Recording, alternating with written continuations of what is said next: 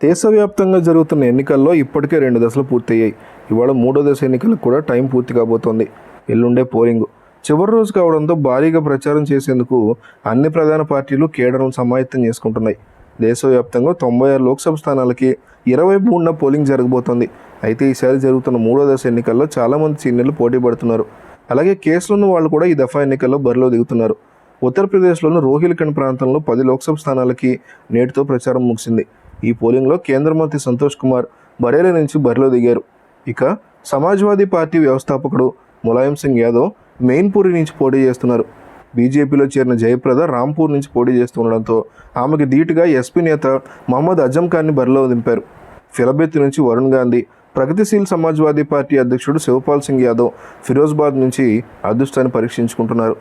ఉత్తరప్రదేశ్లో 20,116 పోలింగ్ కేంద్రాలు ఏర్పాటు చేస్తూ ఉండగా 120 అభ్యర్థులు పోటీలో ఉన్నారు. ఇక ఈ దఫా ఎన్నికల్లో చాలామంది నేర చరిత్రలు బరిలో ఉన్నారు.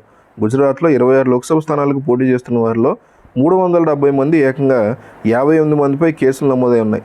మొత్తం అభ్యర్థుల్లో వీళ్ళ సంఖ్య 16% పైనే ఉంది. 58 మందిలో 34 మందిపై క్రిమినల్ కేసులు ఉన్నాయి. హత్యా కేసులు, హత్యాయత్నం కేసులు నమోదై ఉన్నాయి. ఇది ఓటర్కి అతిపెద్ద షాక్ అని అంటున్నారు.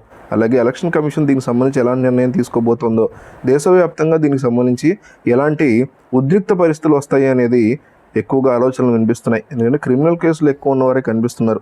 మొత్తం 58 మందిలో 34 మంది క్రిమినల్ కేసులు ఉన్నాయి. హత్యా కేసులు, హత్యాయత్నం కేసులు నమోదై ఉన్నాయి. గుజరాత్లో ఈ నెల 23న తొలి దశ ఎన్నికలు జరగబోతున్నాయి. జూన్ గడ్ నుంచి పోటీ చేసినటువంటి స్వతంత్ర అభ్యర్థి అమృతాయ్ కిరాయ్పై అతి తక్కువగా 11 సీరియస్ కేసులు ఉన్నాయి. ఆనంద్ నుంచి గెలుస్తానంటూ బీజేపీ అభ్యర్థి మితేష్ పటియాపై 9 కేసులు ఉన్నాయి. రాజ్కోట్ నుంచి స్వతంత్ర అభ్యర్థిగా బరిలో దిగినటువంటి పర్వీన్ డెంగేపై 6 తీవ్ర నేరాల కేసులు ఉన్నాయి.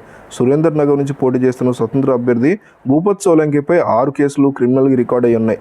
అహ్మదాబాద్ తూర్పు నుంచి కాంగ్రెస్ తరఫున పోటీ చేస్తున్నటువంటి గీతాబెన్ పటేల్పై 6 క్రిమినల్ కేసులు ఉన్నాయి. ఇలా ఎంతోమంది క్రిమినల్ కేసుల్లో ఉన్నటువంటి వారు ఇక్కడ పోటీ చేయడం ఆశ్చర్యకరంగా ఉంది.